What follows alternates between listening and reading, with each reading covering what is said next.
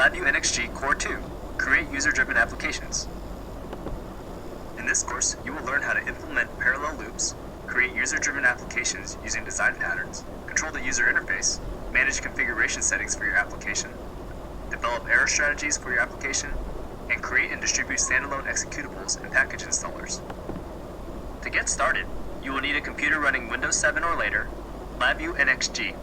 The DAC/MX driver. You will also need to set up simulated hardware that mimics a NI compact DAC device in order to complete the exercises. I'll walk you through the process of setting up your simulated hardware later in this lesson.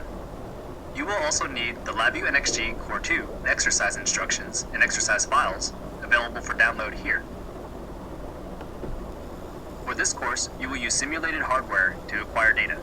You will configure an NI CDAC 9178 chassis with the following modules: an NI 9236 strainer bridge input module, NI 9213 temperature input module, NI 9472 digital output module, NI 9263 voltage output module, NI 9234 sound and vibration input module, NI 9215 voltage input module. Click each module to learn more about it. In this demonstration, we'll walk through the process of configuring the simulated hardware required to complete the course exercises.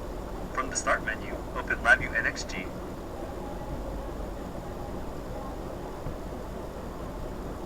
and select Use Your Hardware. This displays the System Designer.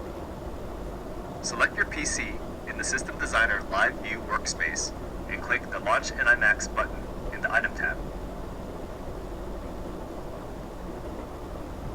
In NIMax, expand the Devices and Interfaces item. Then click Devices and Interfaces and click the Create New button. In the Create New dialog box, select Simulated NI DAC/MX device and click Finish. The first thing you'll add is a compact DAC chassis. Under Compact DAC Chassis, select NI CDAC 9178 and click OK. Now you'll configure the simulated chassis with the modules you need for the course. Click the Configure Simulated CDAC Chassis button and begin adding modules. In slot 1, add the NI 9236. In slot 2, add the NI 9213. In slot 3, add the NI 9472. In slot 4, add the NI 9263. You'll skip slots 5 and 6 since we're setting up the simulated chassis to match the CDAC demo kit used in the classroom training. So now you'll add the NI 9234 in slot 7 and the NI 9215 in slot 8 and click OK. You should now be able to see your simulated compact DAC hardware under Devices and Interfaces, and mine is named CDAC1. Now you can close NIMax and you will see your simulated NI compact DAC hardware in the LabVIEW NXG System Designer.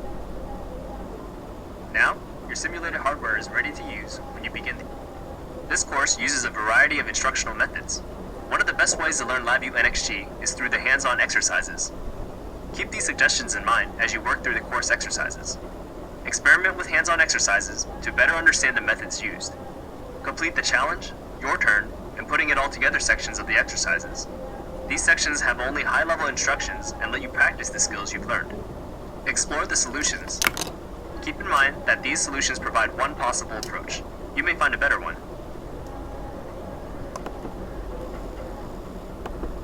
LabVIEW NXG Core 1, along with LabVIEW NXG Core 2, will help you prepare for certification exams.